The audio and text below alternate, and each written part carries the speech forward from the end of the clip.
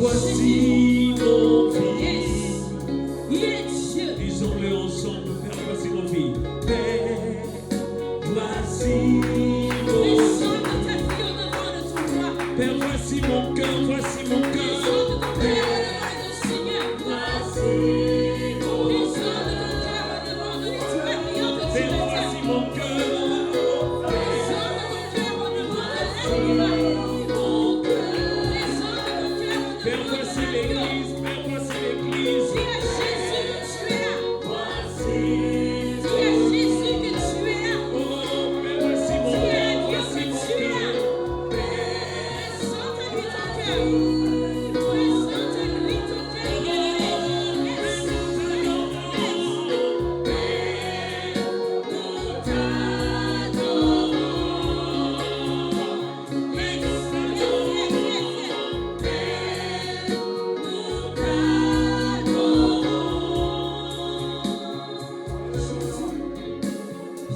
Continue à rentrer dans une adoration profonde. La parole de Dieu me dit, voici l'heure vient, et elle est déjà venue, où les vrais adorateurs adoreront le Père en esprit et en vérité.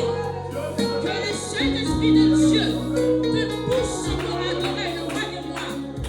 Que le Saint-Esprit de Dieu te pousse encore à adorer Jésus. Que le Saint-Esprit de Dieu t'entraîne dans une dimension nouvelle. Que le Saint-Esprit de Dieu t'entraîne dans une dimension profonde d'adoration. Que le Saint-Esprit de Dieu commence à mettre en toi les souvenirs inexprimables pour célébrer Jésus, pour adorer Jésus, pour toucher le trône de Dieu. Jésus, il est Dieu, il est roi, il est Seigneur, il est sauveur.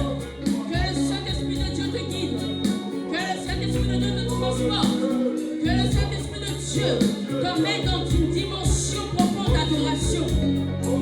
Car si nous sommes réunis dans ces lieux, c'est pour adorer le roi du roi. C'est pour adorer le Seigneur des Seigneurs. Continue à répandre ton cœur d'adoration au devant de Jésus. Continue à répandre ton cœur d'adoration au devant de ton roi. Car la parole de Dieu dit, c'est pourquoi aussi Dieu l'a souverainement élevé et lui a donné le nom qui est au-dessus de tout nom, afin que, au nom de Jésus, tout genou fléchisse dans les cieux, sur la terre et sous la terre. Jésus-Christ de Nazareth est là. Il te tend la main en ce jour. Il te tend la main en ce jour. Il te tend la main en ce jour. Peu importe les vents, peu importe les tempêtes, Jésus-Christ demeure fidèle. Jésus-Christ est là. Il te tend toujours la main. Il te tend toujours la main. Il ne t'a point abandonné. Jésus, il ne t'a point abandonné. Il est là. Il n'est pas un homme pour mentir, ni le fils de l'homme pour se repentir de sa parole. Il est au milieu de nous, Jésus. Yes. Tu es Dieu. Yes. Il est beau. Il est beau. Il est beau. Il est Dieu. Il est roi. Il est Seigneur. Il est la main cachée. Il est l'étoile brillante du matin. Il est le soleil levant. Jésus est beau. Sur la terre, tout peut sauver. On marche vers le ciel. Tout peut sauver. La peur, mes doutes. Sur ma route, sur ma route, je chanterai. Tu es fidèle. Yes. Sur la terre, tout peut sombrer.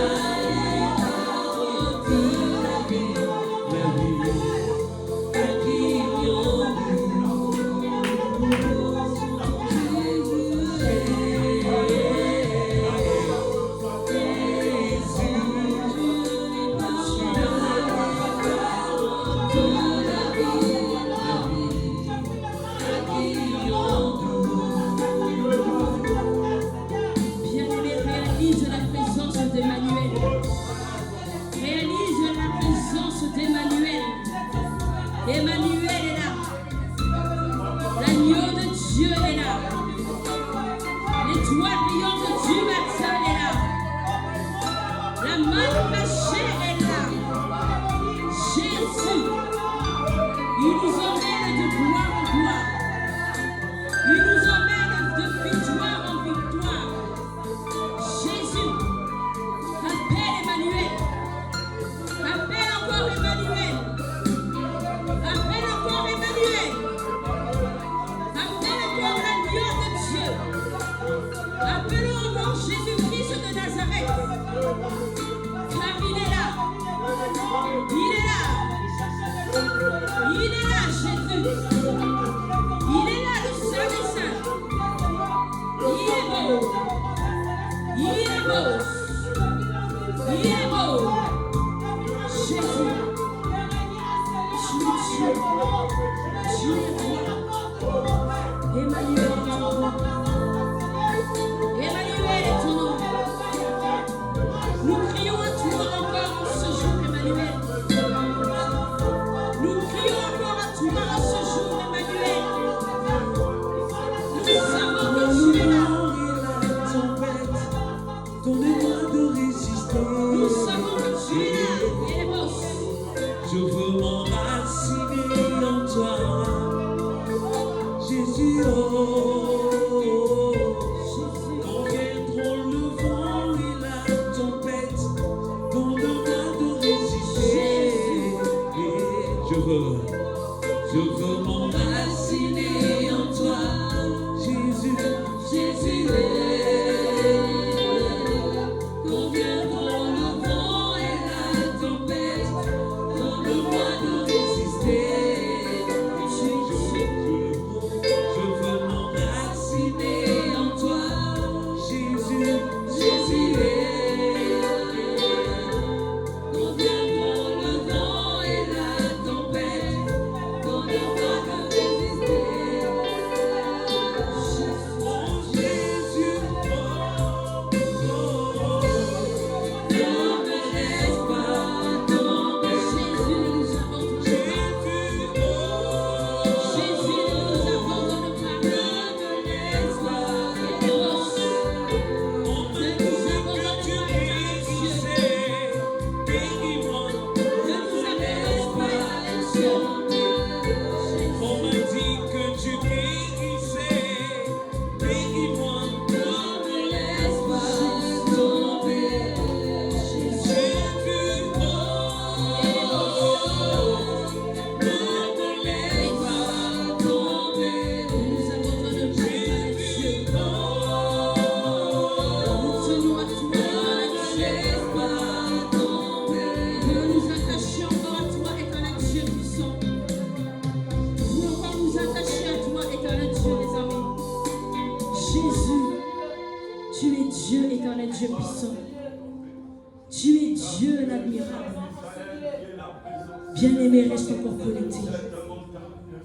Le Saint-Esprit de Dieu est en train d'agir pleinement. Saint-Esprit de Dieu, il est là. Saisis ce moment, bien-aimé. Saisis ce moment, bien-aimé. Prends une position convenable devant de ton roi. Prends une position convenable devant de ton Seigneur. Bien-aimé, nous allons tous nous lever dans la présence du roi. Et les pauvres.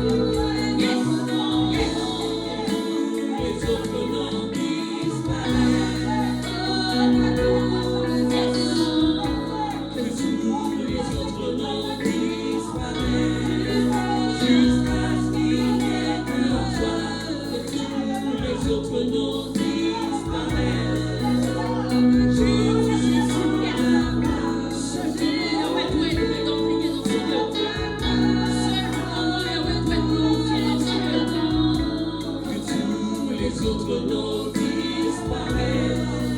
Que tous les autres noms disparaissent. Jusqu'à ce qu'il n'y ait que toi. Que tous les autres noms disparaissent. Jésus prend ta place. Jésus prend ta place.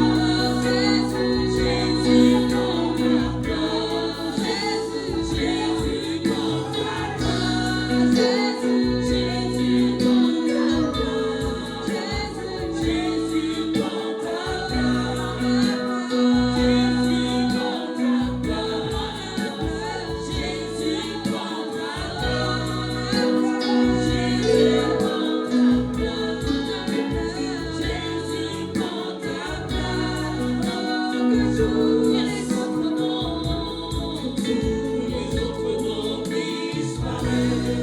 Dans cette attitude d'adoration, bien-aimés, nous allons recevoir l'évangéliste Maurice pour nous présenter l'orateur de ce matin, acclamant pour la gloire de Dieu.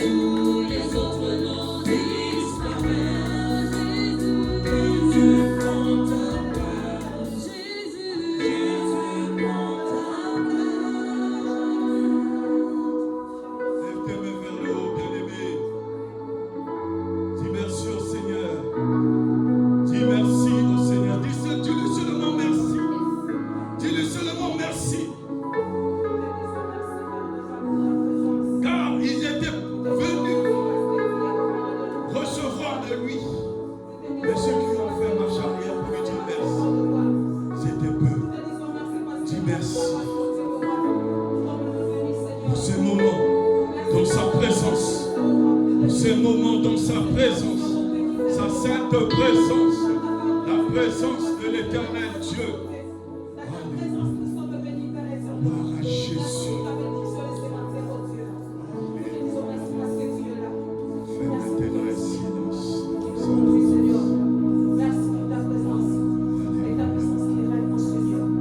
Tu fais bien de faire ce silence devant sa présence. Parce que c'est lui qui est le maître en ce lieu. Le maître de la parole de ce matin. Le maître de la parole de ce matin. Acclamons le Seigneur, acclamons Jésus. Dans son palais, tous crient. Dans son palais, tous crient. Oh, dans son palais, tous crient. Personne du bruit. Personne du bruit. Personne du bruit. Personne du bruit.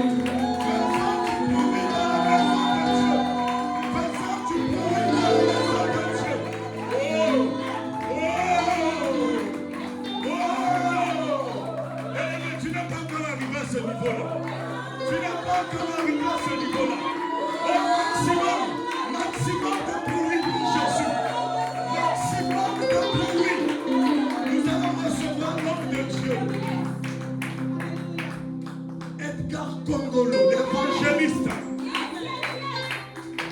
Il est passé par l'Angola, il est passé par la France, la Belgique, l'Europe, l'Afrique. Le fait qu'il était dans un pays, donc il a touché le continent. Alléluia. C'est un homme de Dieu que nous croyons lui parce qu'il y a la chose de Dieu. Vous savez, la base c'est la chose de Dieu. Amen. Hein? C'est ce que dit le révérend Rufai Sonzo. La base c'est la chose. Est-ce que vous en êtes là? Alléluia. Amen. Donc lui, l'homme de Dieu, a la chose. C'est la chose qui détermine que c'est l'homme de Dieu. Amen. Nous allons accueillir l'évangéliste Edgar. L'homme de Dieu. Il est toujours en paix. Nous acclamons Jésus. Je veux m'inviter parce que là, j'ai pour ma cœur qu'on loue un peu. Est-ce qu'elle est vivante en ce lieu? Dis à la personne qui est à côté de toi, on veut maintenant louer le Seigneur.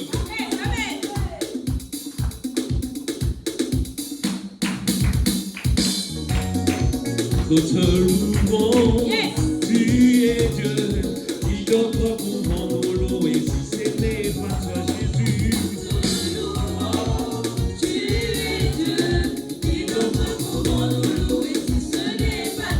Oh, nous t'acclamons, tu es Dieu, qui d'autre pouvons nous louer si ce n'est pas toi, Jésus.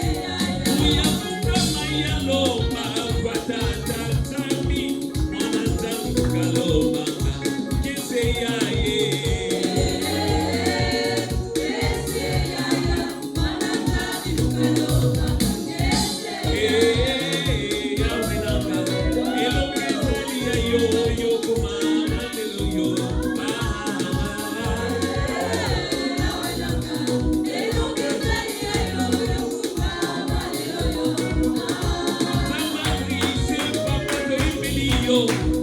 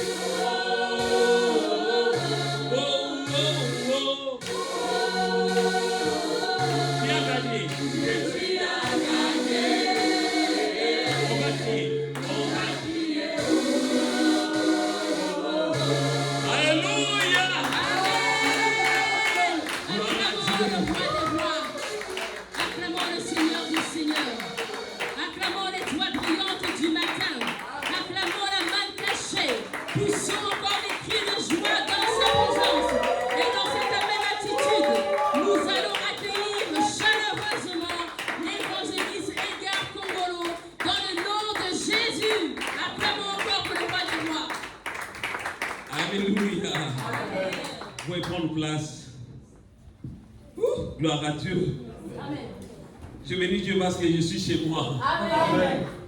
C'est quand vous me voyez danser comme ça, jouer, parce que je me sens bien, je suis chez moi. Amen. Et profite de l'occasion plutôt pour dire bonjour à tout le monde. Amen. Et je vais dire maintenant shalom à tout le monde. Shalom. Shalom qui veut dire seulement que la paix soit Amen.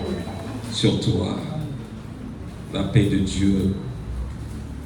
Je remercie Dieu pour ce moment qu'il m'a accordé. Je le remercie encore pour l'homme de Dieu qui m'a confié cette chair. Parce que c'est un endroit aussi cher, un endroit précieux. On ne peut pas laisser n'importe qui transmettre la parole, communiquer la parole à d'autres personnes, aux gens surtout que nous encadrons. Donc lorsqu'un homme de Dieu te confie la chair pour apporter la parole de Dieu, il faut vraiment être reconnaissant. Et je remercie aussi son épouse, certainement, lorsque peut-être son mari avait dit que j'ai à cœur d'inviter l'homme de Dieu. Elle était la première à dire oui, chérie. Amen. Amen. Amen. Je bénis Dieu. Je pense que vous avez vu l'affiche qui annonçait déjà le thème que nous allons aborder aujourd'hui. Et je crois fermement que le Seigneur va nous visiter, il va nous faire du bien en ce jour. Le thème que nous allons aborder est intitulé « Les blessures intérieures ». Deux points, conséquences et remèdes. Les blessures intérieures, deux points, conséquences et remèdes. Vous savez, en préparant ce message, je me suis rendu compte que le Seigneur m'a fait comprendre que l'une des choses qui fait de sorte qu'il y ait la médiocrité même au milieu des chrétiens, c'est causé par des blessures intérieures. Alléluia. Beaucoup de mariages n'arrivent pas à réussir, même des entreprises, même des familles se divisent à cause des blessures intérieures. Le Seigneur m'a fait comprendre que il est important que quelqu'un qui vient dans le Seigneur, il doit d'abord être guéri par rapport à ses blessures intérieures. Quand nous parlons des blessures intérieures, déjà, quand on parle de blessures, selon la définition, blessure est une lésion faite involontairement ou pour nuire au tissu par une pression, un choc, un coup, une arme ou la douleur. Ça, c'est la définition par rapport à une blessure. Une blessure peut être causée par un coup, par un choc, par la chaleur aussi ou par autre chose. Mais quand on parle de blessures intérieures, donc on parle des choses qui sont internes, des choses qui sont cachées, qui ne se voient pas à l'œil nu. Alléluia. Dans la parole de Dieu, nous allons parcourir un peu ça et là pour comprendre un peu d'autres personnes qui ont vécu avant nous, qui étaient aussi blessées.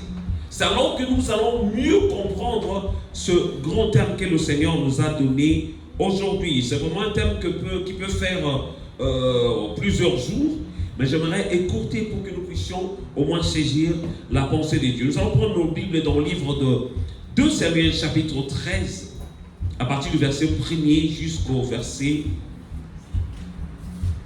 22. 2 Samuel chapitre 13.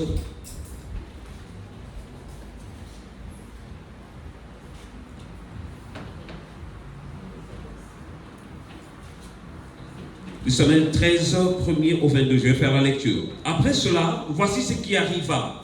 Absalom, fils de David, avait une sœur qui était belle et qui s'appelait Tamar. Et Amnon, fils de David, l'aima.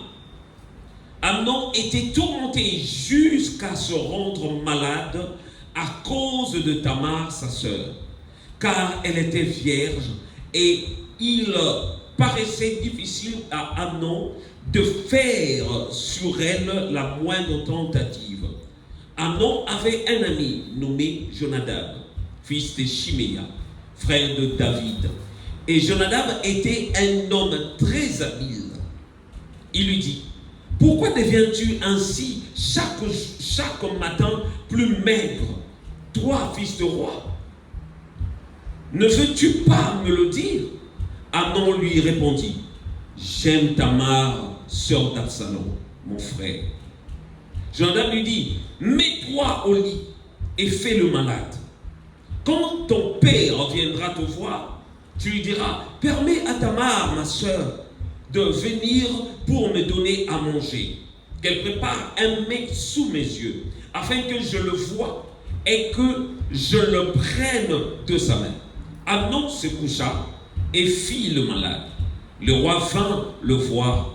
Et Amnon dit au roi, je te prie que Tamar, ma sœur, vienne faire 2 gâteaux sous mes yeux et que je les mange de sa main. David envoya dire à Tamar dans l'intérieur des appartements, va dans la maison d'Amnon, ton frère, et prépare-lui un mets. Tamar alla dans la maison d'Amnon, son frère, qui était couché. Elle prit de la pâte, la pétrit, prépara devant lui des gâteaux et les fit cuire.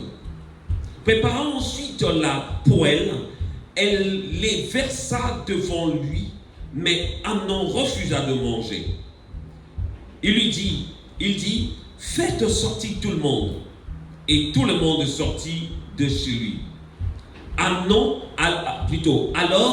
Amnon dit à Tamar, apporte les mets dans la chambre et que je le mange de ta main. Tamar prit les gâteaux qu'elle avait faits et les porta à Amnon son frère dans la chambre. Verset 11. Comme elle les lui présentait à manger, il la saisit et lui dit, viens, couche avec moi, ma sœur. Elle lui répondit, non mon frère, ne me déshonore pas, car on n'agit point ainsi en Israël. Ne commets pas cette infamie. Où irai-je moi avec ma honte?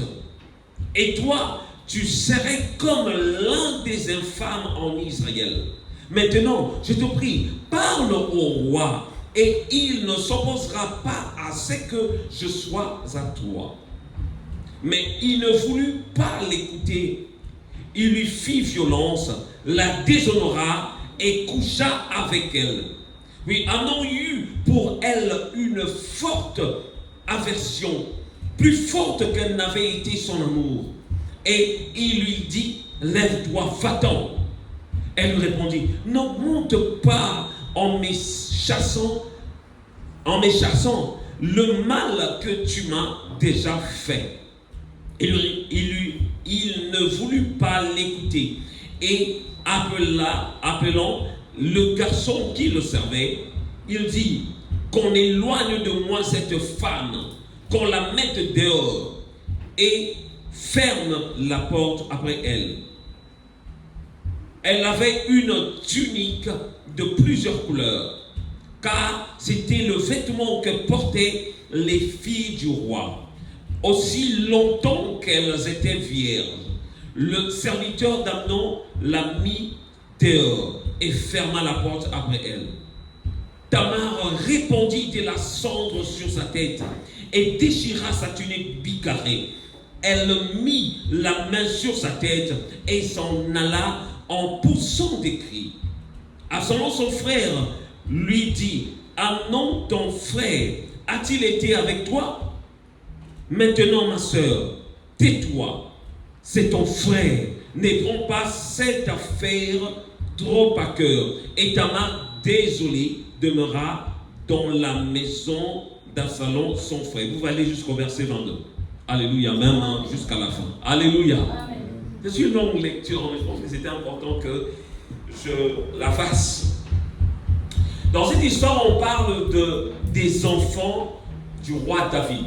Comme vous le savez, le roi David avait plusieurs épouses, parce qu'à cette époque, c'était autorisé. Pas maintenant, bien sûr. C'était autorisé à cette époque, donc du coup, il avait des enfants un peu ça et là. Mais ce qui s'est passé, il y a quelqu'un qui portait le nom d'Amnon. C'était l'un des fils de David. Il était amoureux, si on peut le dire, de sa demi-sœur. Pour bien dire les choses. Parce que Tamar était la sœur à Absalom, son demi-frère. Donc du coup, Amnon, tellement il voulait, il était amoureux, voire même il tombait malade à cause de cela. Et son ami Abinadab est venu justement lui donner de mauvais conseils en lui faisant comprendre que fais le malade et fais venir le roi. Quand il va venir, tu diras que je suis malade, mais j'aimerais manger quelque chose de la main de ma sœur Tamar. Et ça s'est passé ainsi. Et juste après, il a voulu coucher avec sa demi-sœur, qui portait le nom de Tamar. Mais elle a refusé parce qu'ils étaient déjà parentés. Mais lui, à la fin, il a insisté et puis il a violé sa petite sœur ou sa demi-sœur. Et après cela, cette sœur, Tamar, lorsqu'elle est sortie, elle a déchiré ses vêtements bigarrés, des vêtements de plusieurs couleurs. Parce qu'à cette époque, des femmes qui portaient, surtout les enfants du roi, les filles du roi, portaient des vêtements bigarrés, c'est-à-dire des vêtements de plusieurs couleurs qui symbolisaient leur virginité. Alléluia. Et après, elle est partie plutôt se réfugier auprès de son frère Absalom. Alléluia. Déjà dans cette histoire, on voit quelque chose qui s'est passé qui à la fin a blessé Tamar dans son intérieur. Elle était blessée physiquement parce qu'elle était violentée. Et deuxièmement, dans son intérieur, elle était blessée. Amnon, avec ce désir ardent de pouvoir coucher avec sa demi-sœur, il a commis un péché. Il a commis premièrement l'inceste, deuxièmement c'est un péché devant Dieu. Parce qu'il n'avait pas épousé, si on peut dire même avec ce terme, il n'avait pas épousé Tamar, mais il l'avait violée physiquement. Et nous voyons la suite que Tamar, elle était blessée. La Bible dit même, elle a mis du cendre sur sa tête. C'était un symbole justement de désolation, pour annoncer que quelque chose de triste m'est arrivé. C'est pourquoi lorsque son frère Absalom est venu, il a compris tout de suite que quelque chose s'était passé, parce que déjà le fait de déchirer les vêtements, ça voulait tout dire. Ça voulait dire que je ne suis plus vierge. Tout simplement, comme Absalom savait que sa sœur était partie chez Amnon, il avait tout de suite compris ce qui s'était passé. Il lui a dit, viens te réfugier chez moi. Quand on parle de cette histoire, on parle de cela parce qu'on sait que c'est quelque chose qui arrive dans la vie de beaucoup de personnes. Qui arrive dans beaucoup de personnes, des gens qui ont été maltraités, violentés, violés par leurs parents, par leur beau-père, belle-mère même, j'entends des histoires comme ça, par leurs cousins. Et dans certaines cultures, les gens trouvent ça normal. Ils peuvent aller, cousins, cousines, tout ça, même des fois frères et sœurs. J'ai entendu même une histoire il n'y a pas longtemps. Un beau-père, il avait dit, c'est-à-dire sa femme, elle avait fait venir sa fille à la maison. Et le beau-père, il a commencé à m'adouer justement cette petite, en disant que je dois être le premier à aller avec toi. C'est notre coutume. Si tu dis ça à quelqu'un, tu vas mourir. Et la fille, elle était petite, elle avait l'âge, je crois, de 13 ans par là. Elle ne connaissait pas d'homme. Elle a cédé à la tentation. Par la tentation, elle a cédé aux ruses de son beau-père. C'est la raison pour laquelle, tant que parents, nous devons veiller à nos enfants. Surtout lorsque nous faisons rentrer un beau-père, une belle-mère, il faut leur tirer les oreilles, leur faire comprendre certaines choses. Alléluia, c'est très important. J'en parle même pour ceux qui ne sont pas encore mariés, parce que ça peut arriver dans la vie. Il y a des gens qui disaient que moi, la femme que je vais marier avec que je vais rester toute la vie, l'homme là, mais on ne sait pas ce qui peut arriver dans la vie. Il faut toujours prendre conscience. Un jour, si le Seigneur nous permet, on va parler sur un thème. Une famille, comment vivre dans une famille recomposée. C'est un message qui est important. Parce que ça va arriver à tout le monde. C'est important d'apprendre des choses là-dessus. Mais je bénis Dieu parce que le Seigneur est venu justement pour nous guérir. Alléluia. Nous allons avancer. Le premier point que nous allons voir, c'est quoi un cœur brisé? C'est quoi un cœur brisé? Parce que Tamar, elle était brisée, son cœur était brisé. Un cœur brisé, c'est l'état émotionnel d'une personne qui a reçu des coups au niveau de son âme et qui ont laissé des traces. Je vais répondre pour ceux qui prennent note. C'est quoi un cœur brisé? Donc la réponse est, c'est l'état émotionnel d'une personne qui a reçu des coups au niveau de son âme et qui ont laissé des traces. Des coups, peut-être, c'est pas forcément physiquement, mais des coups au niveau de son âme. Parce que dans notre âme, c'est là où résident nos sentiments. Nos sentiments et puis nos émotions, c'est au niveau de l'âme. Quelqu'un qui a reçu des coups, c'est alors qu'on peut parler de cœur brisé. Je parlerai de l'histoire de Hitler, que vous connaissez tous certainement. Cet homme qui a été abandonné par un père juif. C'est à cause de ça qu'il avait cet esprit rebelle, se révolter et de s'acharner sur des juifs. Parce qu'il était blessé dans son intérieur que son père l'avait abandonné enfant. Je parlais encore de Samson. Samson, la Bible nous parle qu'avant Delilah, il avait épousé une femme. Si peut-être certains ne connaissent pas. Il avait épousé une femme. Et le jour où il était parti maintenant chercher sa femme, il s'est rendu compte que le beau-père avait donné sa femme à quelqu'un d'autre. En plus, cette personne aussi était un compagnon de Samson. Et la Bible dit, Samson s'est acharné, s'est mis en colère. Il a même dit, cette fois-ci, on ne dira pas que c'est à cause de moi. C'est-à-dire, ils m'ont fait le mal et j'ai rendu le mal par le mal. Il est parti, c'est alors qu'il avait pris des renards, il a attaché un flambeau et qui a consumé tous les champs des Philistins. Qu'est-ce que je vais dire par là? Il était blessé dans son intérieur. Une femme qu'il avait épousée, et qu'est-ce qu'il a causé après? C'était la vengeance. Alléluia. Nous voyons beaucoup de personnes qui ont cet esprit de vengeance. Comme les Congolais disent, otié. Alléluia. Donc, c'est-à-dire, je rends le mal par le mal, tu me provoques, moi aussi, voilà quoi. Comme on dit, chaque action provoque une quoi? Une réaction. Une parenthèse. Bien aimé, nous devons veiller à nos actes. Tout ce qu'on fait. Nous devons veiller à nos paroles parce que des fois les gens pensent que pour blesser quelqu'un, il faut peut-être cogner la personne. Mais les paroles ont une grande puissance. Même la Bible en parle. Notre langue. Alléluia. Les parents, évitez d'insulter vos enfants. Il y a des enfants aujourd'hui qui portent des casquettes. Tout le temps tu le vois là. Peut-être c'est ses parents qui l'ont insulté. Surtout les Congolais. Regarde sa tête. À cause de ça, l'enfant cache tout le temps sa tête. Vous ne comprenez pas. Un parent qui dit à son enfant, regarde ses yeux, regarde tout ça. Il faut éviter cela. Parents, ayez l'habitude de parler, de dire de belles choses à vos enfants. Même si à l'extérieur, on leur dit des mauvaises choses, mais ils vont se rassurer par des paroles des parents. Même si ton enfant, tu dis que celle-là, elle n'est pas comme l'autre là. Mais il faut toujours dire des belles paroles. Oh, tu es trop belle, ma chérie.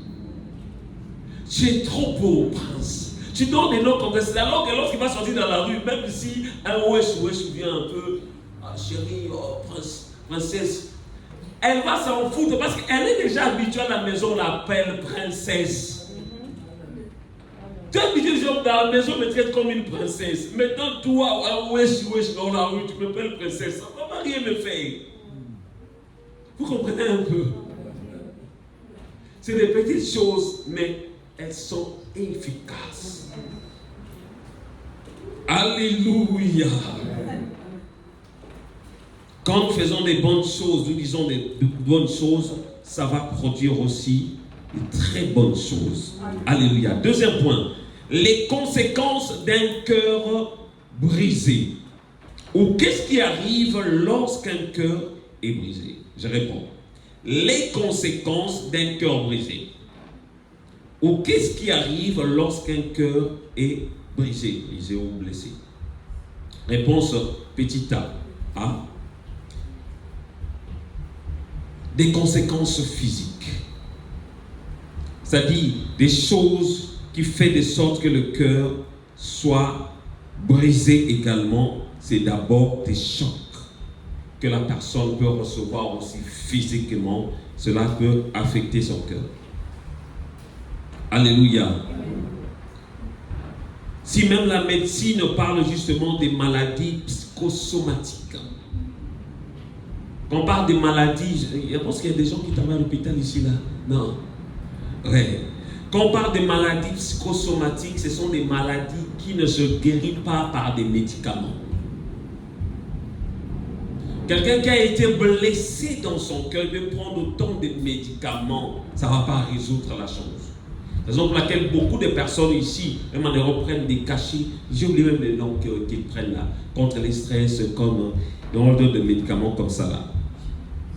Alléluia. Des maladies psychosomatiques qui peuvent provoquer justement des maux d'estomac, des tensions et autres encore. Il y a même des gens qui attrapent AVC, c'est tout simplement à cause d'un choc, d'une blessure intérieure. Mais ce qui est bizarre, les cas de AVC là, c'est souvent chez les hommes. C'est pourquoi les femmes, veillez à ce que vous dites à vos maris, veillez. On est fragile aussi. Pourquoi que les hommes attrapent ça? Moi je me pose beaucoup de questions. Vous ne remarquez pas? C'est plus les hommes qui attrapent ça. Alléluia. Que nos maisons deviennent des maisons de paix. Amen. Ou quand l'homme rentre à la maison, il se dit, ah, je suis chez moi. Amen. Vous avez beaucoup d'hommes qui traînent là, Château Rouge, en train de picoler. Là. Vous pensez quoi? Ils vont picoler là-bas parce qu'à la maison, il y a une lionne. Quand ils rentrent à la maison, là-bas, madame, la manière dont elle parle déjà, chérie, c'est pas que là-bas. Et maman, soyons vraiment des gens paisibles, des gens qui apportent la paix. C'est des femmes vertueuses. Amen. Un homme, une femme que l'homme a besoin même de parler d'elle. J'entends seulement que même si on parlait du football, mais c'est quand même le nom de sa femme. Et si ma femme était là, en plus elle aime Real Madrid et tout ça. Dans toutes les conversations, elles sont le nom de sa femme parce que c'est une femme vertueuse. Ah, soyons comme ça, Seigneur mon Dieu. Si je me marie avec une femme comme ça, je serai l'homme le plus content. Alléluia. Amen. Les conséquences des cœurs brisés. Point B. Tristesse. Des choses qui peuvent provoquer, qui peuvent engendrer lorsque le cœur est brisé. La tristesse. Il y a des gens qui sont tout le temps tristes. Je vois, ils ne sourient pas. C'est son cœur qui a été visé. De mauvaise humeur aussi, ça peut causer cela. Point C. Changement des comportements. Vous allez voir quelqu'un qui change de comportement quand pas possible. Quelqu'un qui a un dur de caractère. Point D. Difficulté d'avoir une relation apaisée. Il y a des gens qui étaient blessés depuis longtemps, mais ils ont du mal justement à avoir une relation apaisée. Elle a été déçue par plusieurs hommes. Dès qu'un homme s'approche d'elle pour essayer un peu de parler avec elle, vous avez l'habitude de commencer comme ça, mais à la fin, il y a toujours un problème. Certaines même sont devenues des lesbiennes parce qu'elles étaient blessées à plusieurs reprises par des hommes. Nous, des hommes aussi, nous devons veiller quand même à notre caractère. Arrêtons de blesser les femmes. Alléluia. Alléluia. Ça peut engendrer aussi la solitude en fait. La solitude, c'est ça, quand quelqu'un devient solitaire. Alors, qui vient être réservé seul. C'est comme ça, la solitude. Hein? La solitude. Ah, le français c'est compliqué. Alléluia. Vous allez voir que quelqu'un commence à avoir des soupçons, il commence à te soupçonner à chaque fois. Des fois, quand tu vas prendre ton bain, elle commence à regarder dans le téléphone et peut-être elle avait appelé Marie-Jeanne, peut-être elle avait appelé tout ça. Donc, la méfiance, manque de confiance. Alléluia. Voilà. Nous avons dit que quelqu'un qui a le cœur brisé peut devenir un danger pour soi-même et pour son entourage. Retenez bien ça. Quelqu'un qui a le cœur brisé peut devenir un danger pour soi-même et pour son entourage. C'est la raison pour laquelle, avant de te marier avec qui que ce soit, tu dois prier de sorte que le Seigneur puisse dévoiler son cœur. Qu'elle puisse avoir, cette personne puisse avoir la liberté de te parler par rapport aux choses qu'elle avait rencontrées dans sa vie. Peut-être qu'elle avait reçu aussi des déceptions amoureuses, raison pour laquelle elle se comporte d'une certaine manière. Certains conjoints sont en train tout simplement de subir les conséquences des choses passées, des choses que leurs conjoints ont subies avant. Alléluia. Vous avez remarqué une femme qui se bat avec son mari. Vous pouvez regarder dans son passé, vous allez voir qu'elle s'est bagarrée peut-être avec ses frères. Ou elle voyait peut-être ses parents se battre. Elle vient maintenant reproduire ça même dans la famille. Veillons sur ça. Les parents, si vous allez vous disputer, faisons-le, vous pouvez le faire dans la chambre là-bas. C'est comme nos parents faisaient à l'époque. On les attendait pas de disputer. Oh, elle faisait ça, il faisait ça. Dans leur chambre là-bas, ils vont parler de tout là-bas. Mais quand ils savent, chérie, comme si rien n'était. Tout ce que nous faisons devant nos enfants, ça les affecte. Même inconsciemment. Alléluia. Une femme qui insulte son mari, qui lui manque du respect, tu dois savoir que ta fille aussi va commencer à insulter son mari. Alléluia. Troisième point. Qu'est-ce qui fait qu'une blessure dure longtemps?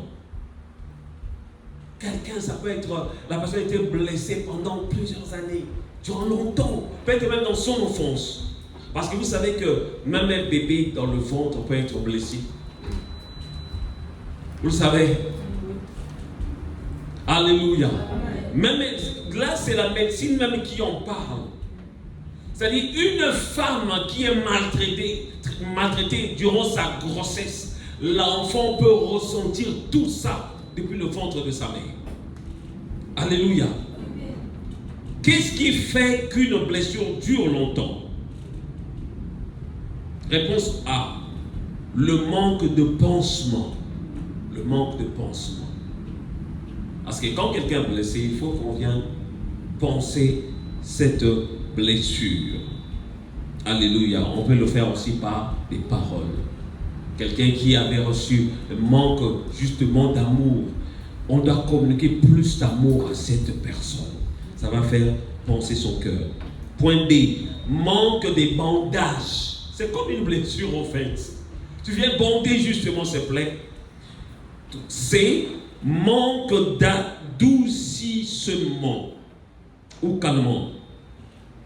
Point D. Manque d'huile. J'en parle par rapport à Ésaïe chapitre 1 verset 6 qui dit ceci. De la plante du pied jusqu'à la tête, rien n'est en bon état. Ce sont que blessures, contusions et plaies vives qui n'ont été ni pensées, ni bandées, ni adoucies par l'huile. Ésaïe chapitre 1, verset 6. C'est là où c'est noté de la sorte. Luc chapitre 10, verset 30 jusqu'au verset 35.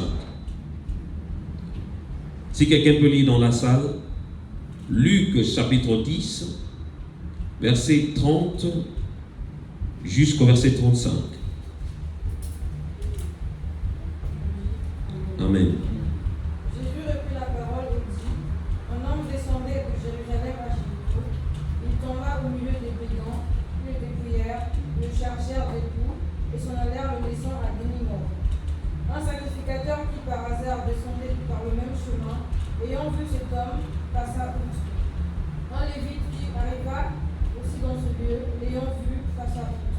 Mais un samaritain qui voyageait étant venu là, fut ému de compassion lorsqu'il le vit. Il s'approcha et bonda ses plaies en y versant de l'huile et du vin, puis il le mit sur sa propre monture, le conduisit à une hôtellerie et prit soin de lui. Le lendemain, il tira deux deniers, les donna à l'autre et dit, aie soin de lui, et ce que tu dépenseras de plus, je te le rendrai à mon retour. Amen. Amen. Alléluia. Dans ce passage, on parle de l'histoire de bon samaritain. Je pense que nous connaissons tous cette histoire. On voit ce samaritain faire quelque chose d'exceptionnel, tandis que les autres, le lévite et le sacrificateur, ont passé outre. Quelqu'un a été blessé, quelqu'un qui a été battu par des brigands. Mais le lévite passa outre. C'est-à-dire, il n'a même pas intervenu. Il a vu la personne, on le dit quoi, à l'agonie, c'est ça? Voilà. Je cherche le français. Voilà. Donc, c'est-à-dire, quelqu'un à l'agonie, mais ils n'ont pas pu intervenir. Et c'est alors que le Samaritain a intervenu. Ce qui est merveilleux, la Bible dit, il a soigné d'abord les plaies de cette personne. C'est la raison pour laquelle je disais qu'il faut que les plaies, en fait, soient bandées, soient pansées, soient adoucies. C'est exactement ce que ce Samaritain avait fait. Donc nous aussi, notre rôle, quand surtout on est en face d'une personne qui a été blessée, quand on voit des réactions bizarres, même par rapport à son enfant ou son époux, son épouse, nous devons avoir beaucoup de sagesse et lui présenter beaucoup d'amour. Point 4. Qu'est-ce qui brise le cœur? Qu'est-ce qui brise le cœur? A. Des problèmes vécus dans son enfance ou dans sa jeunesse. Des problèmes vécus dans son enfance ou dans sa jeunesse. Point B. Climat tendu entre parents. Climat tendu entre parents. La raison pour laquelle j'insiste là-dessus, parce qu'on est des parents. Quand vous avez des problèmes, cherchez même un café pour aller régler vos problèmes ou dans un parc. Mais évitez de le faire devant vos enfants. Évitez de le faire. C'est très, très, très important. Alléluia. Point C, le divorce et le remariage. On voit beaucoup d'enfants aujourd'hui dans la délinquance, mais c'est causé par le divorce de leurs parents. Alléluia. C'est très important. Point C, viol et attouchement sexuel. Ça fait blesser aussi des gens. Quelqu'un qui a été violé va avoir des tendances un peu bizarres, va avoir un comportement un peu bizarre, mais c'est dû au viol qu'il a subi. Point E, fausse accusation.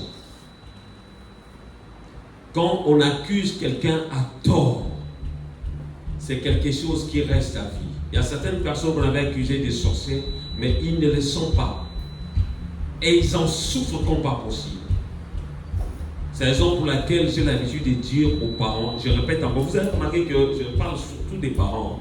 Mon message, c'est-à-dire Dieu veut nous tirer un peu les oreilles étant que parents. Alléluia. C'est-à-dire, il est très important de ne pas accuser même vos enfants. Parce que des fois, tu as les agressions quelque part, lorsque tu viens, tu ne trouves pas directement, tu accuses, c'est toi. Non, vérifie d'abord. Tu lui poses la question, s'il dit que ce n'est pas lui, cherche, peut-être tu as laissé ça quelque part ailleurs. Alléluia. Point F, déception amoureuse. Ah, surtout ça. C'est pour cette raison pour laquelle la Bible dit, ne réveillez pas l'amour avant le temps. Il y a des gens qui ont même des diplômes justement de blesser des gens. C'est pas arrivé, il a dragué une fille dans cette église. Et il a une fille dans l'autre église là. Même deux filles au même moment. C'est la raison pour laquelle certains pasteurs ou certains serviteurs n'arrivent pas à se marier, même en Afrique. Pourquoi? Il a plusieurs copines, il sort avec plusieurs copines. Et maintenant, pour se marier, ça devient un problème. Alléluia. Il a déjà fait avorter 3 filles, ça et là. Maintenant, il a du mal à se marier. Il sait que s'il se marie aujourd'hui là, toutes les autres là vont venir. Alléluia. C'est comme on avait attrapé un pasteur qui sortait avec plusieurs femmes, plusieurs filles en son église. Et beaucoup de personnes dans son église, c'était ici même à Paris, en région parisienne. Et ce qui s'est passé à la fin, il a enceinté une fille de l'église. Les parents là étaient si courageux. Ils sont partis le voir, ils lui ont dit, cette fois-ci, tu vas épouser une autre fille. Déjà, tu l'as fait avorter à plusieurs reprises. Cette fois-ci, tu vas l'épouser, sinon l'église va se casser. Il a fini par l'épouser. Et les autres filles avec qui il sortait là, ont fui l'église. Certaines ont parlé quand même. Veillons à notre comportement. C'est la raison pour laquelle vous qui priez, ne critiquez pas forcément les serviteurs, ne critiquez pas toujours ceux qui sont établis dans nos assemblées, mais priez plutôt pour les serviteurs, parce qu'ils sont plus que tentés que vous. Parce que nous, on est là devant, vous nous voyez, vous savez que c'est un prédicateur, c'est un chantre. Mais ils sont ciblés parce que ce sont des gens qui réunissent des foules. Et le diable sait que si eux, ils tombent, c'est toute l'église qui va s'écraser également. C'est la raison pour laquelle la Bible dit, on frappera le berger et tout le troupeau se dispersera. Alléluia. Alléluia. Ah, maintenant une bonne question. 5e point. Peut-on être guéri des blessures intérieures? Peut-on être guéri des blessures intérieures? La réponse, oui. Alléluia. Oui, car cela est la volonté de Dieu. Selon Luc chapitre 4, verset 18. Luc chapitre 4, 18. Je vais lire ça, Luc 4, 18. On peut commencer à partir du verset 17. Et on lui remit le livre du prophète Ésaïe. L'ayant déroulé, il trouva l'endroit où il était écrit: l'Esprit du Seigneur est sur moi, parce qu'il m'a oint pour annoncer une bonne nouvelle aux pauvres. Il m'a envoyé pour guérir ceux qui ont le cœur brisé. Verset 19. Pour proclamer aux captifs la délivrance et aux aveugles le recouvrement de la vue. Pour renvoyer libres les opprimés, pour publier une année de grâce du Seigneur. Alléluia. J'aime bien le verset 18. L'Esprit du Seigneur est sur moi parce qu'il m'a oint pour, la première des choses, pour annoncer une bonne nouvelle aux pauvres. D'abord pour annoncer, imaginez, il a détaillé en fait sa mission en fait. Le Seigneur Dieu lui avait envoyé pour ces choses, annoncer d'abord la bonne nouvelle aux pauvres. Et la deuxième des choses, non, j'aimerais qu'on puisse lire ça ensemble. Luc chapitre 4 verset 18. Si vous pouvez lire ensemble. On peut y aller? 1, 2, 3, go. L'Esprit du Seigneur est sur moi parce qu'il m'a oint pour annoncer une bonne nouvelle aux pauvres. Il m'a envoyé pour guérir ceux qui ont le cœur brisé. Alléluia. Donc ça veut dire que Jésus est venu, c'est-à-dire pour guérir ceux qui ont le cœur brisé, à part annoncer la bonne nouvelle. Parce que je peux dire que le fait d'être blessé dans son cœur, cela peut t'empêcher d'aller même au ciel. Parce que ça va te pousser à rendre du mal par le mal. Ton cœur, c'est la raison pour laquelle le Seigneur a permis ce message, parce que le Seigneur veut guérir beaucoup de cœurs ici. Amen. Tu as été blessé. Peut-être que tu te comportes de la sorte à cause de tes blessures. Comment tu as été blessé, rabaissé par des gens, par tes parents, par ton entourage. Mais aujourd'hui, le Seigneur veut guérir ton cœur.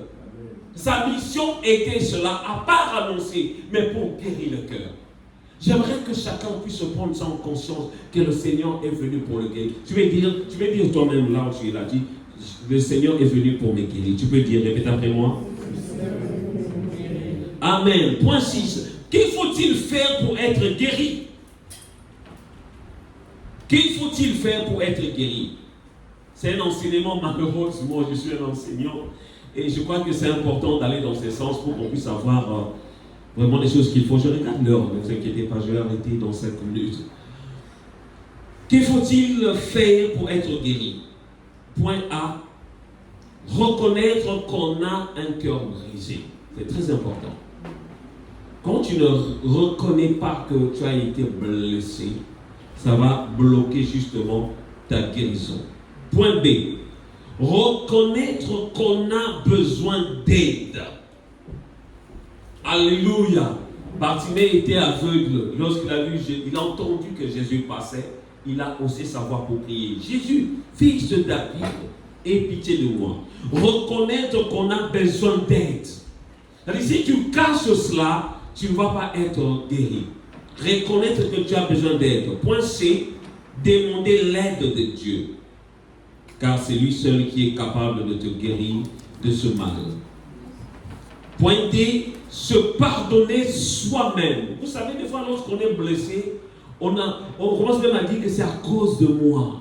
Quelqu'un qui a été violé parce qu'il était parti en boîte, il a dit que si je n'étais pas parti en boîte, on n'allait pas me violer. Donc, du coup, il a du mal même à se pardonner soi-même. Il faut qu'on arrive, il faut que tu arrives à te pardonner toi-même. Alléluia. Point E. Pardonnez aussi la personne qui vous a causé du tort.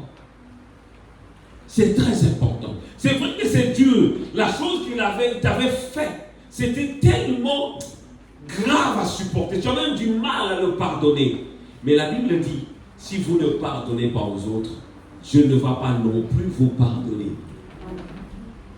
Mais c'est même dans la prière qu'on fait d'habitude. Notre Père qui est aux cieux, que ton nom soit sanctifié. Une partie on dit, pardonne-nous nos offenses comme nous pardonnons. C'est comme ça en fait. Si tu ne pardonnes pas, Dieu ne va pas non plus te pardonner. Déjà, rien que cette partie qu'on appelle prière là, ça va te bloquer. Je dis, Seigneur, pardonne-moi. Le Seigneur regarde. Et toi aussi, est-ce que tu as pardonné? Alléluia. Nous devons pardonner aussi à ces personnes. Alléluia. Point 7. Pourquoi devrions-nous guérir de nos blessures? Pourquoi devrions-nous guérir de nos blessures? Point A. Parce que c'est le souhait de Dieu. Je souhaite que tu sois guéri. Alléluia. Point B. Parce que c'est une bonne chose pour soi-même. Point C. Parce que c'est important aussi pour nos proches. Alléluia.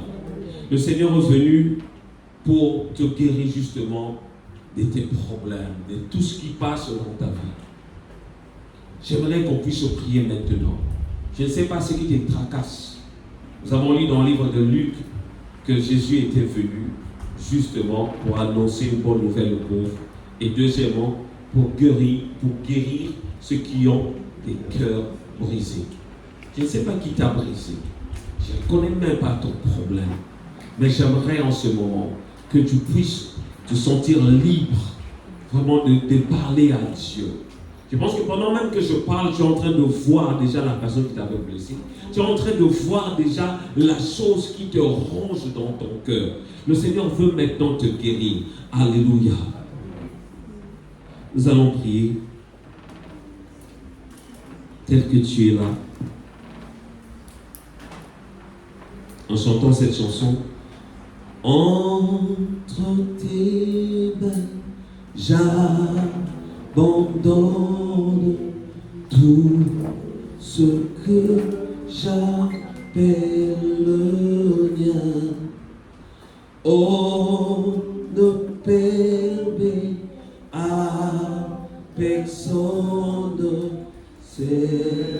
Seigneur, donne. Oui, prends tout. Oui, prends tout, Seigneur. Oui, prends tout, Seigneur Jésus. Oui, prends tout, Seigneur. Entre tes mains.